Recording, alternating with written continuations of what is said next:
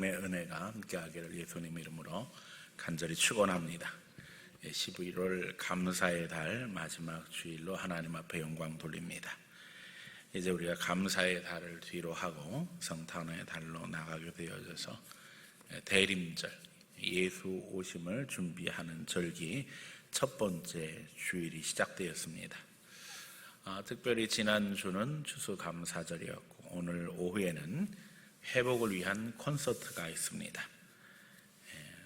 코로나를 뒤로 하고 우리 모두에게 회복의 길을 소원하면서 준비한 시간입니다. 많은 참여와 기도를 부탁드립니다. 저는 오늘 환난 중에 감사라는 제목으로 말씀을 증거하려고 합니다. 우리가 지난 2년 가까이 많은 도전이 있었지요. 인생을 살아가면서 피할 수 없는 것이 환난입니다. 그래서 믿는 자나 믿지 않는 자나 다 마찬가지입니다. 하나님의 백성에게도 환난이 있고 불신자에게도 환난이 있습니다. 환난의 이유는 거의 대부분 죄 때문입니다. 그것이 개인의 죄일 수도 있고 공동체의 죄일 수도 있습니다.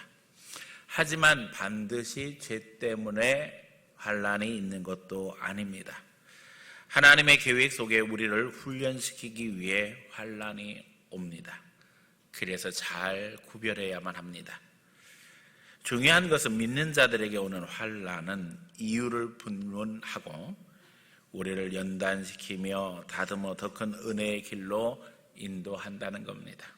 다시 말하면 우리가 죄로 인해서 환난을 받는다고 할지라도 결국에는 하나님이 우리를 다듬어 주셔서 하나님 인도하심 따라 은혜의 길로 나서게 된다는 거예요.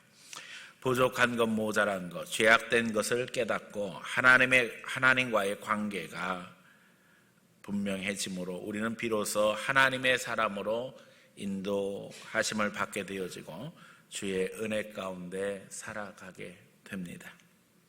교만한 이는 자기 죄를 가리고 환난을 미화시키기도 합니다. 나를 하나님께서 크게 쓰시려고 훈련시키신다고 떠들어댑니다. 그런데 그런 말은 그 훈련이 다 끝나고 할 수 있는 말입니다. 다시 말하면 오히려 자중하며 또 그 가운데 하나님의 인도하심 받아야 한다는 것입니다.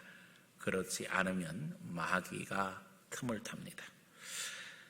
자기를 미화시킬 뿐만 아니라 더 나아가 하나님을 불신하고 원망하게 만드는 것이 마귀 역사입니다. 정신 차리지 않으면 환난 중에 우리가 그래서 다 넘어갑니다. 우리는 환난 중에 정신 차리고 죄를 점검하며 또 그 죄를 회개하고 자신을 바르게 세워나가 하나님의 은혜 속으로 들어가야 합니다. 분명한 것은 환난 중에 하나님이 우리를 도우신다는 것입니다. 우리가 잘못해서 받는 환난, 어려움일지라도 우리가 회개하고 돌이키면 하나님이 받아주시고 도와주신다는 것입니다. 인생을 살다가 넘어지는 일이 누구에게나 있을 수 있습니다. 그런데 믿는 이들은 넘어져도 잘 넘어져야 하고 일어날 때도 잘 일어나야 한다는 겁니다. 겨울에 우리가 아는 것처럼 바닥이 미끄러워지면 이제 우리가 쉽게 넘어집니다. 눈이 와서 얼고 이러면 사고가 많이 일어나지요. 그런데 그때에 안 넘어지려고 오히려 발버둥 치다가 크게 다치는 경우가 있지요. 또 일어날 때도 잘 일어나야 하는 것이 일어나다가 다시 쓰러질 수도 있습니다. 넘어질 수도 있습니다.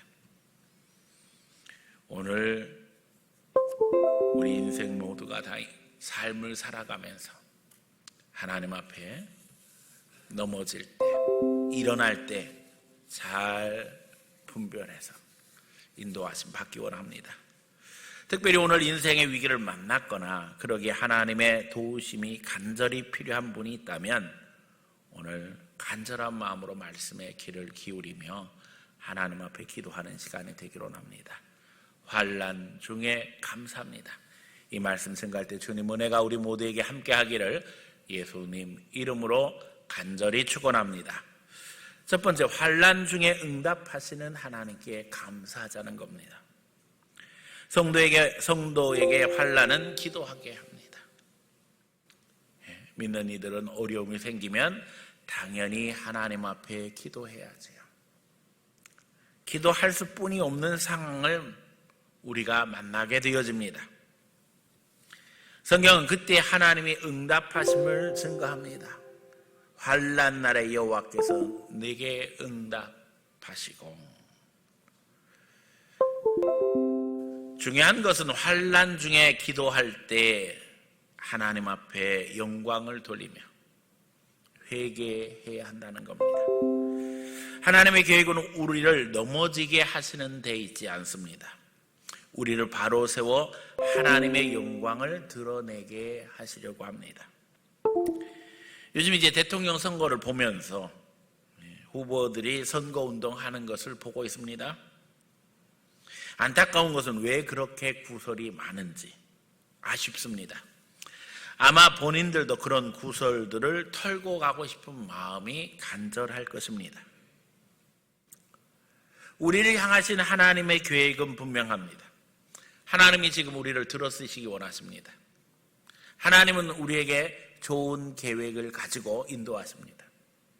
자, 본 계도 안에 들어가기 전에 우리는 많은 부분들을 털어내야만 합니다.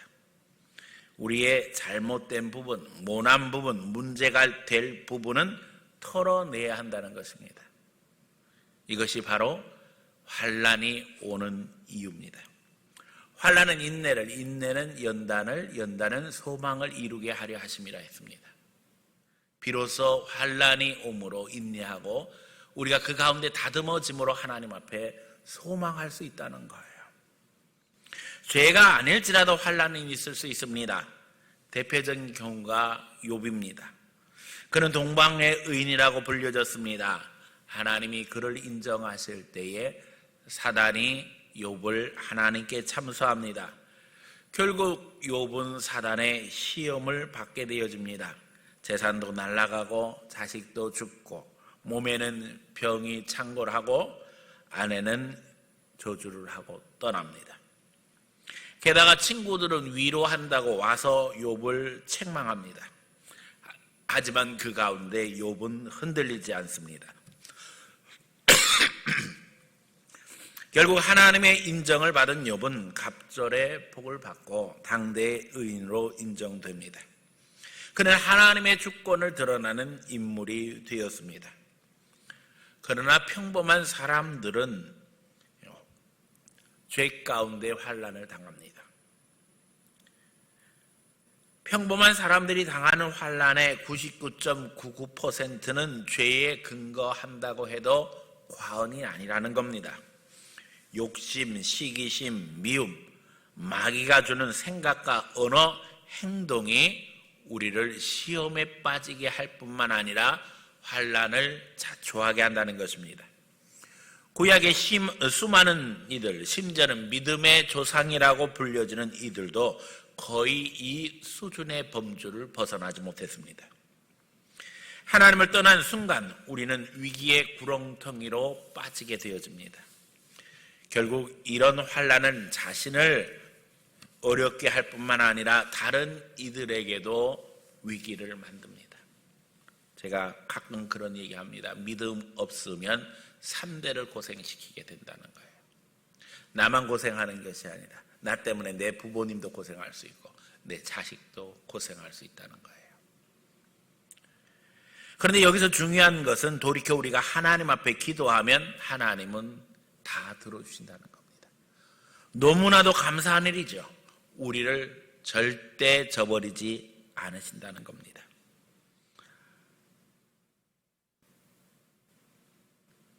때때로 우리가 문제를 만들고 당하는 어려움이 당연한 결과임에도 불구하고 하나님은 환난 중에 기도하는 이의 기도를 외면하지 않으십니다. 이유는 간단합니다. 하나님이 우리를 사랑하시기 때문입니다.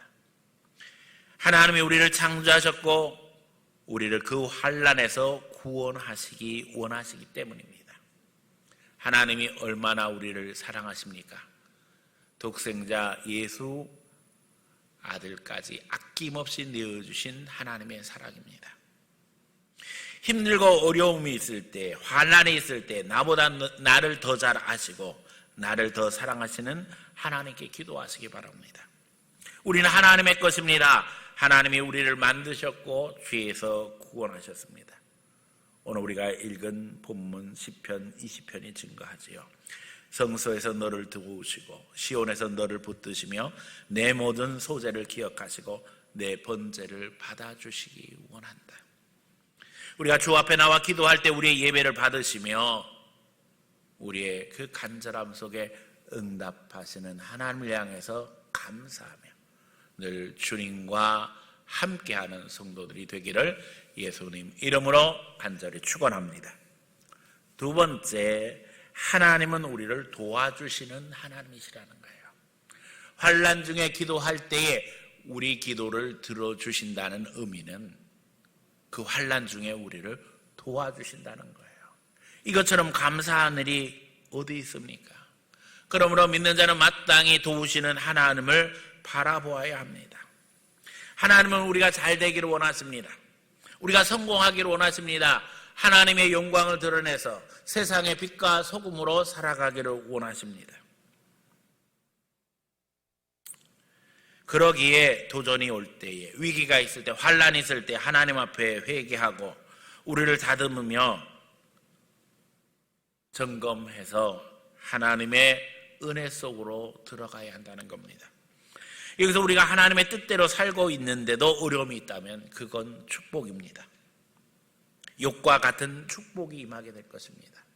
하지만 그것이 착각이 아닌가 말씀을 읽으며 점검해야만 합니다. 나는 제대로 가고 있다고 하는데 어려움이 올 때에 말씀을 읽으면서 잘못된 길로 가는 것은 없는지 철저히 점검하며 하나님 앞에 기도해야 한다는 겁니다. 하나님의 연단은 축복의 길입니다. 더더욱 우리가 하나님을 거역하고 어긋난 방법으로 행동했다면 회개하고 돌이키는 즉시 하나님은 우리를 도와주실 것입니다. 그래서 우리는 환난으로 이야기되는 위기뿐만 아니라 우리가 계획하고 시도하는 것이 제대로 진행 안 될 때마다 점검하며 하나님과의 관계 속에서 우리 자신의 잘못을 찾아내고 또 이제는 하나님 앞에 돌이킬 수 있는 사람이 되어야만 합니다. 때때로 우리는 너무나 먼 길을 돌아왔기 때문에 다시 제자리로 돌아가는 것이 어려울 수도 있습니다. 더 심각한 것은 제자리로 가는 수준이 아니라 그 이전으로 돌아가야지만 관계가 회복될 수가 있습니다. 그러기에 우리가 때때로 우리 자신을 포기하지 못하고 우리 계획대로 돼야 된다고 발버둥 치지만 그러나 하나님이 원하시는 것은 너무나도 중요합니다. 하나님과의 관계 회복입니다. 도우실 분은 하나님뿐이 없습니다. 지난 금요일 저녁 역대하 20장 여호사밧의 이야기를 보았습니다. 여호사밧 말년에 이제 유다 왕국을 가운데 두고 모압, 암몬, 에돔 자손이 연합 군대를 모아서 쳐들어옵니다. 여호사밧 왕은 하나님 앞에 기도할 수뿐이 없었습니다. 사실 바로 그 앞에 장면에 어떤 얘기가 나와요. 아합과 여호사밧이 연합 군대를 만듭니다. 군사력이 엄청납니다. 아합의 야심은 이제 아람 나라를 치고 당시의 근동 지역을 완전히 장악하는 것이었습니다. 그래서 무모한 전쟁을 이끌게 되지요. 여기에 여호사밧을 끌어들였는데 결국 여호사밧은 전쟁에서 살아남지만 아합은 죽고 맙니다. 이렇게 되자 아람에게 패한 후에 여호사밧의 사정은 많이 달라질 수뿐이 없었습니다. 여호사밧은 모압, 암몬, 에돔 족속이 쳐들어올 때 하나님 앞에 기도할 수뿐이 없었어요. 금식을 선포하며 기도합니다. 백성들이 예루살렘으로 몰려듭니다. 자식들을 이끌고 어린 아이들을 손에 잡고 피난을 오는 겁니다. 그 피난 온 사람들을 모아놓고 왕이 무슨 연설을 하는 것이 아니라 하나님 앞에 기도합니다. 하나님, 우리 불쌍히 여겨주세요. 우리를 도와주실 분이 하나님뿐이 없습니다. 그런데 그때 하나님은 하나님이 역사하실 것이고 너희는 아무것도 할 필요가 없다고 선지자를 통해서 말씀하시는 거예요. 지금 대적은 쳐들어와서 눈앞에 있는데 그냥 쳐들어오는 대적을 맞이하기만 하면 된다는 거예요. 아니, 이게 말이나 되는 이야기예요. 그런데 여호사밧은 그대로 순종합니다. 레위 사람들을 찬양대로 세웁니다. 예복을 입히고 앞장서게 하고 그 뒤에 군대가 나갑니다.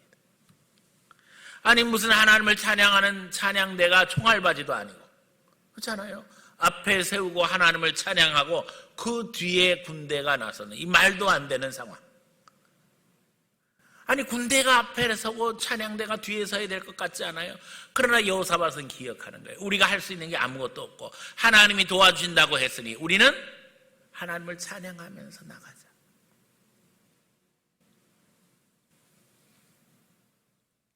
성경에 보면 하나님이 복병을 두어서 이 쳐들어온 연합군대를 치셨다고 그랬어요. 그런데 그 다음 절에서 이야기는 어떻게 전개됩니까? 먼저는 모압과 암몬이 힘을 모아서 에돔 족속을 쳤고 쳐들어온 연합군대끼리 안에서 자중질환이 일어난 거예요. 그리고 또 나중에는 모압 암몬 사람들이 또 나뉘어져서 서로 싸워서 결국에는 한 사람도 살아남은 사람이 없게 됐다는 거예요.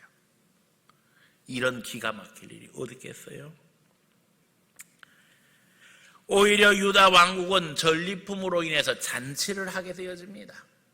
3일 동안이나 전리품을 거뒀다고 했어요. 여러 번 이야기하지만 고대 전쟁의 전리품은 엄청난 겁니다. 전쟁하러 나갈 때 그냥 나가는 게 아니에요. 보물을 다 싸들고 나갑니다. 왜요? 군대가 없는 동안에 다른 대적이 와서 이거 다 훔쳐가고 빼앗아가면 어떡해요? 그러니까 보물 다 들고 나가는 거예요.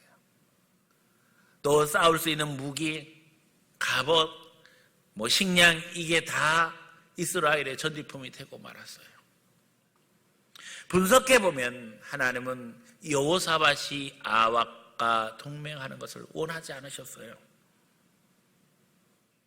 아합은 전쟁에 나가서 죽음으로 심판받지만 여호사밧은 살아남아서 회개의 기회를 얻게 되는 것입니다. 그래서 전쟁이 다시 일어났을 때에 하나님 앞에 간절히 기도하게 되어지고 그때 하나님께서 그의 기도를 들으심으로 말미암아 이제 새롭게 시작되어진 전쟁에서는 하나님이 하나님의 백성들을 지켜주시는 것을 확실하게 보게 되는 것을 성경은 증거하고 있어요. 하나님은 오늘도 우리에게 기회를 주십니다. 그래서 돌이켜야 하고 또 하나님은 우리에게 승리를 주시기 원하십니다. 그러기에 우리는 더 기도해야 하는 것입니다. 본문은 말합니다. 내 소원을 들어주시기 원한다는 겁니다. 저는 여기서 늘 이야기하지요. 하나님이 우리의 소원을 들어주시는 하나님이에요. 하나님은 더 좋은 것으로 채워주셔요. 우리 소원 이상의 것으로 채워주셔요. 그 이상의 은혜를 베푸셔요. 여호사밧이 하나님 앞에 기도한 것이 하나님 하늘의 천군 천사를 보내주셔서 우리는 손까딱 안 하고선 그냥 저 대적이 자기들끼리 싸워서 완전히 전쟁이 끝나게 해주세요. 이렇게 기도하지 않았어요. 여호사밧의 마음에는 우리가 군대를 동원해서 나가서 싸워야 된다는 생각을 했었고 그래서 그럴 준비를 하고 있었던 거예요. 그런데 하나님은 그럴 필요 없다. 하나님이 원하시는 게 뭐였어요? 여호사밧이 회개하고 돌이키면 나머지는 하나님이 다 책임져 주시는 거예요. 오늘 우리도 마찬가지입니다. 우리가 온갖 계획을 해도 하나님이 허락하시지 않으면 아무것도 되지 않지요.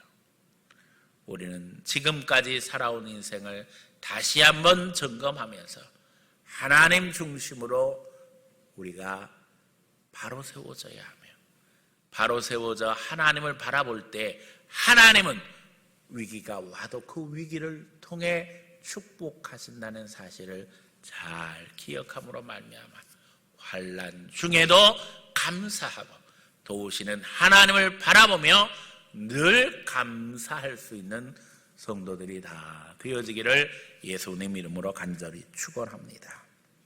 세 번째는 기름 받음의 은혜를 누리자는 것입니다. 본문 6절에 보게 되어지면 기름 부음 받은 자의 특권을 이야기합니다. 여호와께서 자기에게 기름 부음 받은 자를 구원하시는 줄 이제 내가 아노니, 그의 오른손에 구원하시는 힘으로 그의 거룩한 하늘에서 그에게 응답하시리로다. 여기서 기름 부음 받은 자는 사실 다윗 자신을 이야기합니다. 다윗은 환난도 많았고 연단도 많았고 어려움도 많았지요. 그런데 우리가 아는 것처럼 하나님이 그의 편이 돼 주셨어요. 그를 도와주셨어요. 그런 환난 중에서도 그러게 확신 있게 고백하는 겁니다. 기름 부으심에는 특권이 있다고 하는 사실을 다윗은 깨달아갑니다. 그가 기름 부음 받고 하나님이 주신 메시지를 들었지요. 네가 이스라엘의 왕이 될 것이다. 하지만 그 메시지 후에 다윗은 많은 어려움을 겪습니다. 골리앗과 싸워 이기기도 해야 했고, 또 사울 왕이 이것을 질투함으로 말미암아 많은 핍박받게 되어지는데 그 가운데서도 기도하며 이겨야 됐어요. 그럼에도 불구하고 놀라운 것은 하나님께서 늘 함께 해주셨다는 거예요. 그래서 고백하는 거예요. 환난 중에 이 기름 부으심 받은 자에게 하나님이 주시는 특별한 은혜가 있다는 거예요. 뒤에 보면 왕에게 구원하소서 하는 의미도 마찬가지입니다. 이제 왕은 누구예요?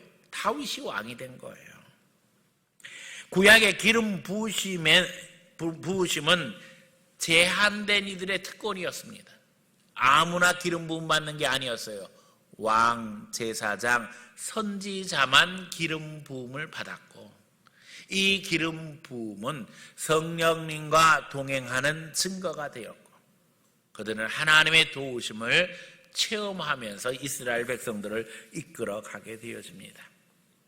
이제 신약에서 기름 부음 받은 자는 말 그대로 메시아 그리스도를 이야기합니다. 메시아 그리스도의 의미가 바로 기름 부음 받은 자예요. 예수 그리스도를 통해서 하나님은 승리를 만들어 가십니다. 그런데 오늘 우리는 어떻습니까? 우리는 이제 성령 강림 시대에 살고 있습니다. 예수님께서는 우리에게 성령을 약속하셨어요. 우리에게 오신 성령은 믿는 자에게 믿음을 주시고 이제 예수 그리스도의 몸된 교회의 지체가 되게 하심으로 하나님의 영광을 드러내게 하셔요. 믿음의 역사를 이루게 하셔요. 우리 자신을 점검하시기 바랍니다. 그 속에 감사의 제목이 있고 성장의 이유가 있습니다. 나를 아버지로 하나님을 부르게 하시는 이가 누구예요? 성령님이에요. 나로 예수님을 구주로 부르게 하시는 분이 누구예요? 내 안에서 역사하시는 성령님입니다. 성령님이 우리와 함께 하기 때문에 오늘 이 자리에 우리가 예배하고 있어요. 오늘 우리는 더 풍성한 기름 부으심, 성령 충만의 단계로 들어가기를 소원하면서 그 가운데 더욱 예수님을 사모해야 될 줄로 믿습니다. 하나님이 나를 통해서 승리의 역사를 이루어 축복의 문을 열기 원하시는데 나는 성령의 인도하심 가운데 있는가? 성령은 우리에게 오셔서 하나님을 아버지로 예수님을 주로 부르게 하실 뿐만 아니라 예수님의 몸된 교회를 더 사랑하게 하시고 예수님을 분명히 알고 하나님을 알아서 하나님의 자녀로서 이 세상을 감격 속에서 살아가게 하셔요. 그리스도의 몸된 교회 안으로 우리를 불러 모으셔서 우리가 신앙을 함께 지키게 할 뿐만 아니라 그리스도의 지체가 되어서 주님의 일을 감당하게 하셔요. 그런데 우리는 처음부터 잘 못합니다. 마치 어린아이가 걸음 걸을 때에 수없이 넘어져야 하는 것처럼, 또 말을 배울 때에 수없이 실수를 하는 것처럼 그런 과정들을 겪는 거예요. 그걸 다 누가 해요? 어머니가 하는 거예요. 교회는 어머니의 역할을 합니다. 그래서 교회 안에서는 실수도 있을 수 있고, 또 넘어짐이 있을 수도 있고, 심지어는 잘못하는 일이 벌어질 수도 있어요. 그러나 그런 가운데 우리가 성장하는 거예요. 하나님은 우리를 성장시키십니다. 교회 안에서. 그리고 우리를 그냥 교회 안에만 머무르게 하시는 것이 아니에요.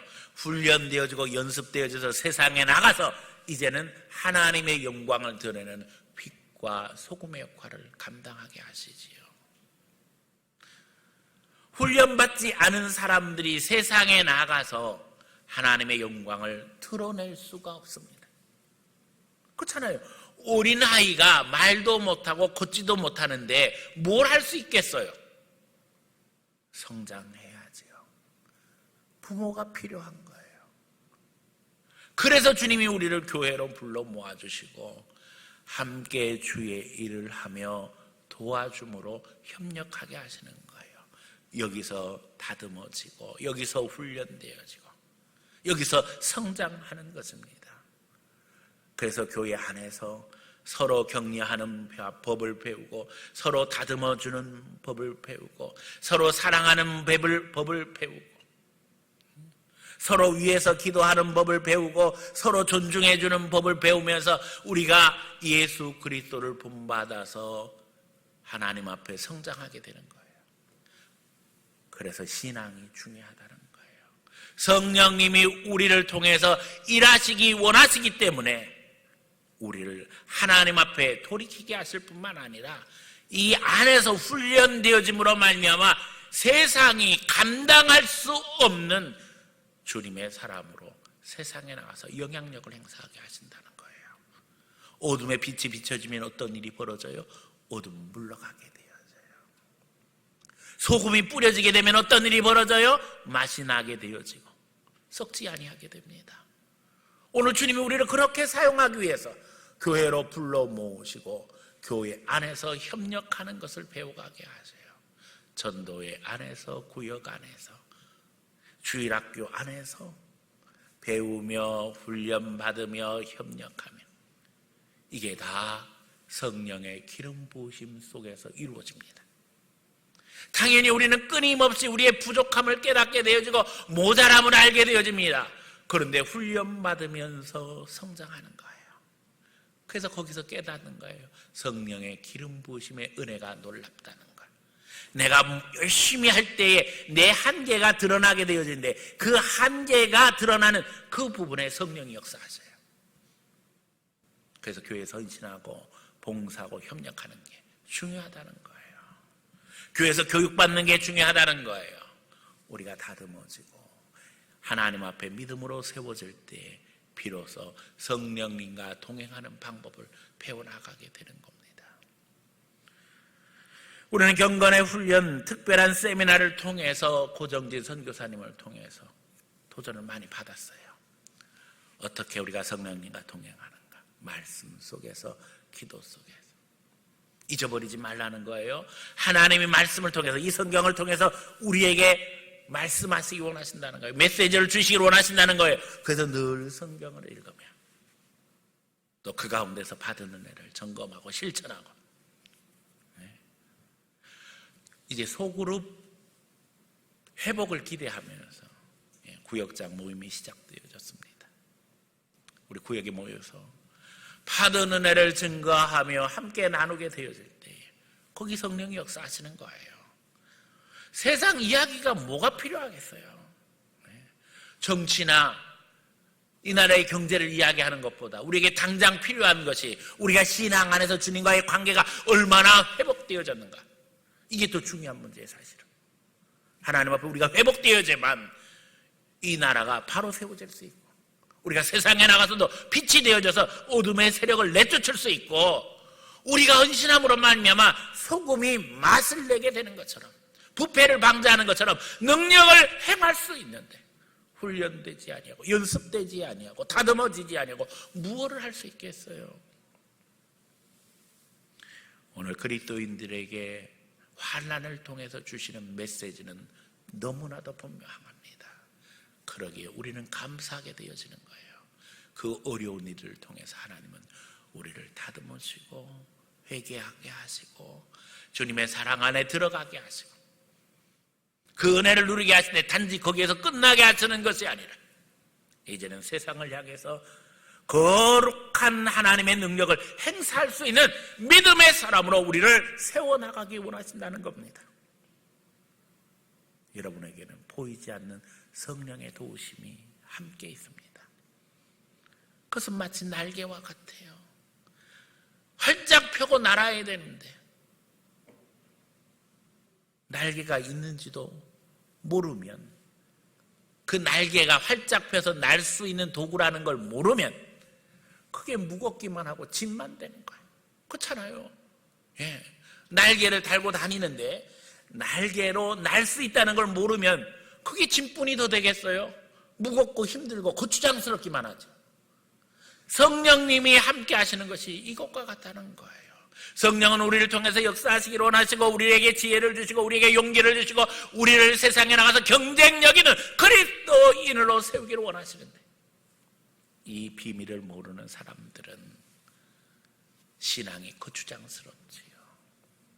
힘들지요. 여러분, 그래서 하나님은 우리로 기도하게 하시려고, 우리의 부족한 것 깨닫게 하시려고 우리에게 도전하십니다. 그게 환난입니다. 그래서 믿는 자는 감사하게 되어지고 심지어는 우리가 부족해서 우리가 잘못해서 당하는 환난일지라도 그걸 통해서 우리를 다듬어 나가신다는, 하나님께 더 매달리게 하신다는 사실을 기억함으로 말미암아 이제는 주님과의 관계를 회복하고 이제는 교회 속에서 거룩한 지체로서 하나님 앞에 힘을 모으며 그 가운데 성장하며 그 가운데 믿음으로 세워져서 주님 영광 드러낼 수 있는 세상의 빛, 세상의 소금으로 살아가는 귀한 성도들 다 되어지기를 예수님 이름으로 간절히 축원합니다.